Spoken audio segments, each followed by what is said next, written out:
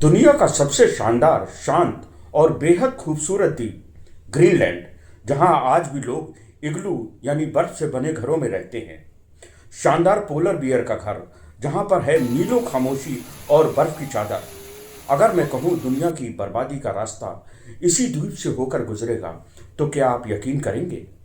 Defence experts की माने तो ग्रीनलैंड अब दुनिया का सबसे बड़ा द्वीप नहीं, बल्कि न्यूक्लियर एपोकैलिप्स का लॉन्च पैड बन चुका है।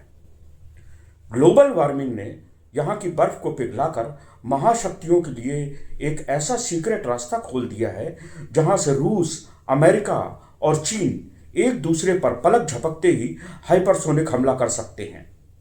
ये एक ऐसा अदृश्य खतरा है जो पूरी दुनिया को बिना बताए तीसरे विश्व युद्ध में झोंक सकता है।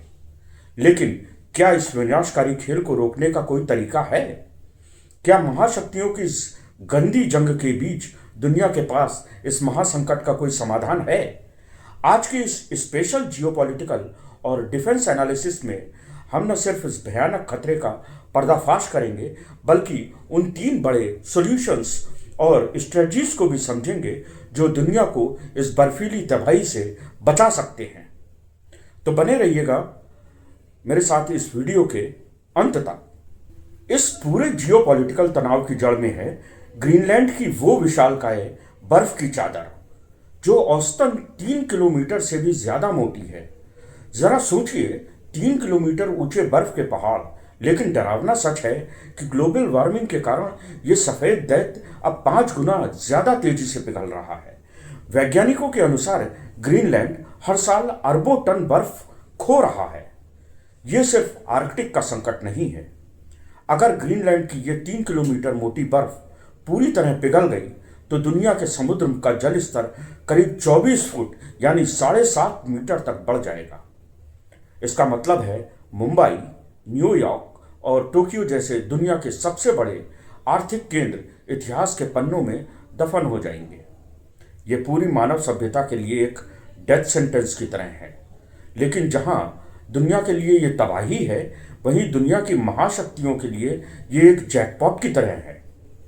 जैसे जैसे ये 3 किलोमीटर मोटी बर्फ की चादर हट रही है, वैसे वैसे इसके नीचे छिपे अरबों खरबों डॉलर के रेयर अर्थ एलिमेंट्स, सोना, यूरेनियम और तेल के भंडार इंसानों की पहुंच में आ रहे हैं। यही नहीं, बर्फ हटने से एशिया यूरोप के बीच जहाजों के लिए हजारों किलोमीटर छोटे शॉर्टकट समुद्री रास्ते खुल गए हैं। दुनिया जिसे सफेद रेगिस्तान समझकर छोड़ चुकी थी, वो असल में 21वीं सदी की सोने की चिड़िया हैं। अमेरिकी भूवैज्ञानिक सर्वेक्षण के मुताबिक अकेले इस इलाके में दुनिया का करीब 13% कच्चा तेल और 30% अनडिस्कवर्ड नेचुरल गैस छिपी हो सकती है। लेकिन असली जंग तेल की नहीं है। असली जंग है क्रिटिकल अर्थ मटेरियल्स और रेयर अर्थ एलिमेंट्स की। नियोडीमियम, डिस्प्रोमियम, प्रोजाडोमियम, ये वे नाम हैं जिनके बिना आज की हाईटेक दुनिया सांस भी नहीं ले सकती। आपके हाथ में मौजूद स्मार्टफोन से लेकर इलेक्ट्रिक गाड़ियां, ग्रीन एनर्जी के विंड टर्बाइंस और यहां तक कि 5वीं पीढ़ी के फाइटर जेट्स और न्यूक्लियर मिसाइलों के गाइडेंस सिस्टम तक, सब कुछ इन रेयर मिनरल्स पर टिके हैं। और ग्रीनलैंड में इसका इतना बड़ा भंडार है कि यह चीन के वैश्विक एकाधिकार को हमेशा के लिए खत्म कर सकता है। यही वो मोड़ है जहां इंसानियत शर्मसार होती है। एक तरफ जहां पूरी दुनिया क्लाइमेट चेंज की इस भयानक त्रासदी से कांप रही है, ग्लोबल वार्मिंग की वजह से ग्रीनलैंड का अस्तित्व खतरे में है, वहीं दुनिया की महाशक्तियों के चेहरे पर इस बर्बादी को देखकर रोना नहीं, बल्कि लालच की मुस्कान है। वो इसे एक पर्यावरण संकट की तरह नहीं, बल्कि एक बिजनेस अपॉर्चुनिटी की तरफ देख रहे हैं। उन्हें ग्रीनलैंड को डूबने से बचाने में कोई भी दिलचस्पी नहीं है। उनका पूरा ध्यान इस बात पर है कि बर्फ जितनी जल्दी पिघलेगी, खजाना उतनी ही आसानी से बाहर आएगा। इसी अंधे लालच ने ग्रीनलैंड को दुनिया का सबसे खतरनाक जियोपॉलिटिकल अखाड़ा बना दिया है। चीन यहाँ माइनिंग प्रोजेक्ट्स के जरिए पोलर सिल्क रोड बना रहा है, ताकि वो यूरोप के व्यापारिक रास्तों पर कब्जा कर सके। रूस अपनी उत्तरी सीमा को सुरक्षित करने के लिए आर्कटिक में मिलिट्री बेस एक्टिवेट कर रहा है। और अमेरिका अमेरिका इतना बौखलाया हुआ है कि उसने डेनमार्क को ग्रीनलैंड बेचने तक का ऑफर दे दिया था, ताकि वो अपने दुश्मनों को इस बर्फीले किले से ब्लॉक कर सके। तो इस महासंकट का समाधान क्या है? पहला और सबसे व्यावहारिक समाधान है एक सख्त Arctic commercial and military ban treaty. जिस तरह 1959 में अंटार्कटिका संधि के तहत अंटार्कटिका महाद्वीप पर किसी भी देश की मिलिट्री एक्टिविटी और कमर्शियल माइनिंग पर पूरी तरीके से बैन लगा दिया गया था, ठीक वैसी ही एक संधि ग्रीनलैंड और पूरे आर्कटिक क्षेत्र के लिए बेहद जरूरी है। इसके तहत ग्रीनलैंड को एक ग्लोबल प्रोटेक्टेड जोन भी घोषित करना चाहिए, जहां सिर्फ वैज्ञानिक रिसर्च की इजाजत हो, महाशक्तियों के मिलिट्री बेस की नहीं। दूसरा समाधान हो सकता है कि ग्रीनलैंड के मूल निवासियों, जिनको इनुट कहा जाता है, समुदाय को पूर्ण वीटो पावर देना।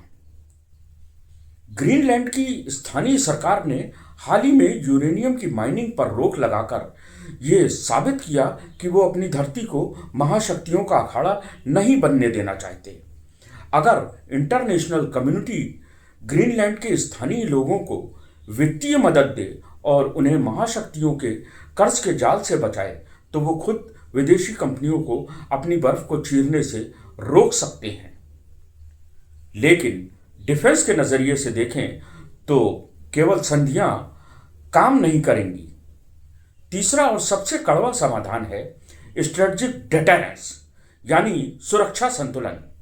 ग्रीनलैंड पर डेनमार्क का कंट्रोल है, जो नाटो का सदस्य है। नाटो को यहां चीन और रूस की आक्रामक माइनिंग नीतियों को रोकने के लिए एक मजबूत सुरक्षा घेरा बनाना होगा, ताकि कोई भी एक महाशक्ति इस पूरे इलाके के संसाधनों पर अकेले एकाधिकार न जमा सके।